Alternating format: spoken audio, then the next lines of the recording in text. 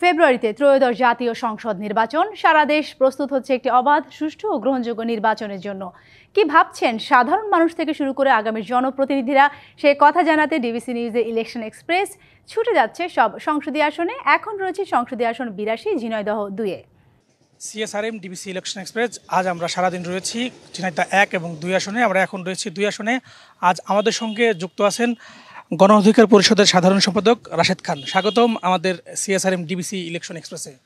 আমরা জানতে পেরেছি আপনি এই আসনের একজন সংসদ সদস্য মনোনয়ন প্রার্থী, একজন তরুণ নেতা হিসেবে ভোটারদের কাছ থেকে কতটা সাড়া পাচ্ছেন? ধন্যবাদ। ঝিনাইদহ জেলাবাসীকে গণ অধিকার পরিষদের পক্ষ থেকে শুভেচ্ছা। আমি ২০১৮ সালের কোটা সংস্কার আন্দোলন করতে গিয়ে আমি রিমান্ডের নির্যাতনের শিকার হয়েছি, কারাবরণ করেছি।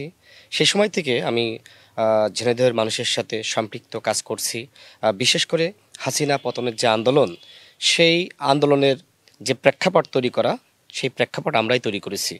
আমি ডাকসুতে জিএস হিসেবে নির্বাচিত হয়েছিলাম এবং আমাদের দলের সভাপতি নুরুল হক নূর তিনি ভিপি হিসেবে নির্বাচিত হয়েছিলেন। যদিও আমাকে বঞ্চিত করা হয়েছে, তারপরও আমরা আমাদের যে উত্থান, সেটা মূলত শেখ হাসিনা স্বৈরাচারের বিরুদ্ধে লড়াই সংগ্রামের উত্থান।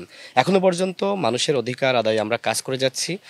আর যেহেতু ঝিনাইদহ জেলা আমার নিজ জেলা এবং এই সদরে ২ আসনে আমার বাড়ি, আমার জন্মস্থান, মানুষের কাছে আমি যাই এবং আমি মনে করি একজন নেতাকে মানুষের কাছে যেতে হবে।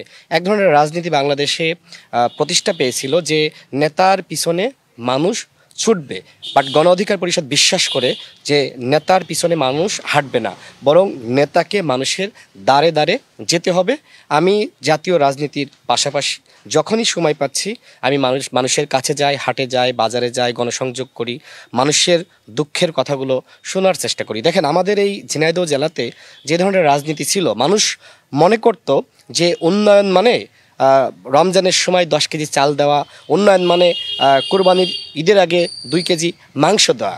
মানুষ কিন্তু গণঅভ্যুত্থানের পরে এখন যেটি মনে করছে যে উন্নয়ন মানে হাসপাতাল এবং চিকিৎসা ব্যবস্থার উন্নয়ন, উন্নয়ন মানে শিক্ষা ব্যবস্থার উন্নয়ন, উন্নয়ন মানে মানুষের যে মৌলিক চাহিদা, সেই চাহিদা পূরণ করতে হবে। উন্নয়ন মানে নিরাপত্তা, উন্নয়ন মানে যে ঘরে সন্তান জন্ম নিয়েছে কিন্তু বাবা মা তার সন্তানের পড়াশোনা করাতে সক্ষম নয় বা সামর্থ্য নাই, তার সন্তানকে স্কুলে পাঠানো এবং ফ্রি চিকিৎসা এবং একই সাথে ফ্রি শিক্ষার ব্যবস্থা করা। আমরা এই কাজগুলো করছি, মানুষকে সচেতনতা তৈরি করা মানুষের মধ্যে। আমরা মনে করি যে সেটি বড় একটি সংগ্রাম এবং সেই সংগ্রাম এই গণ অভ্যুত্থানের মধ্য দিয়ে শুরু হয়েছে। এখন আমরা মানুষের কাছে যাচ্ছি, সংস্কারের কথা বলছি। কেন এই রাষ্ট্রের আসলে পরিবর্তন প্রয়োজন? দেখেন, আওয়ামী আমলে আমরা দেখেছি যে কিভাবে এই রাষ্ট্র ব্যবস্থাকে ধ্বংস করা হয়েছিল, সাধারণ মানুষকে কিভাবে হয়রানি করা হয়েছে, জিম্মি করা হয়েছে, কিভাবে মাফিয়াতন্ত্র কায়েম করা হয়েছে। আমি রাশেদ খান, আমি চ্যালেঞ্জ করে বলতে পারি যে এনএসআইয়ের রিপোর্ট বলেন, ডিজিএফআইয়ের রিপোর্ট বলেন, আমার বিরুদ্ধে ২০১৮ সাল থেকে যখন থেকে সংগ্রাম করছি, রাজনীতি করছি, ঢাকা বিশ্ববিদ্যালয়ে পড়াশোনা করেছি, ছাত্র রাজনীতি করেছি, এখন জাতীয় পর্যায়ে রাজনীতি করছি, কেউ একটা চাঁদাবাজি দুর্নীতির অভিযোগ আমার বিরুদ্ধে দিতে পারবে না।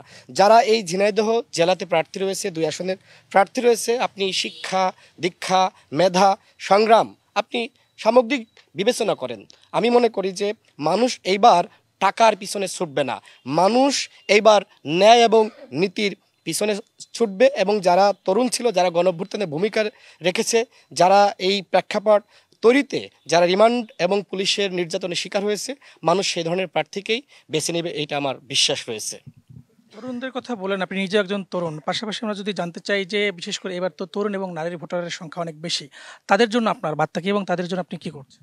আমি যদি এই আসন থেকে নির্বাচিত হই, সেক্ষেত্রে আমাদের এই অঞ্চলে কিন্তু অনেক যারা নারী এবং মহিলা রয়েছে বা যারা ছাত্রী রয়েছে, তারা কিন্তু আসলে ওই ধরনের কর্মসংস্থানের সুযোগ পায় না। তো সেক্ষেত্রে মহিলাদের আপনার বিভিন্ন ট্রেনিংয়ের ব্যবস্থা করা এবং এই অঞ্চলে শিল্প, কলকারখানা এবং উৎপাদনমুখী প্রতিষ্ঠানের ব্যবস্থা করা, সেই ধরনের বিনিয়োগ ঝিনাইদহ জেলাতে এবং এই সদরে নিয়ে আসার ব্যবস্থা আমি অবশ্যই করতে পারবো, যেহেতু আমার জাতীয় ইমেজ রয়েছে, শিক্ষা দীক্ষা রয়েছে, দেশীয় এবং বিদেশীয় বিভিন্ন কমিউনিকেশন রয়েছে। আমার এই চ্যানেল ব্যবহার করে অবশ্যই আমি এই ঝিনাইদহ জেলার জন্য 2 আসনের জন্য আমি যা করতে পারবো, আমার সক্ষমতা, আমার পরিচিতি, আমার গুডউইল দিয়ে আমি মনে করি যে অন্য কোনো প্রার্থী সেটি পারবে না, সেই ধরনের আত্মবিশ্বাস আমার মধ্যে রয়েছে।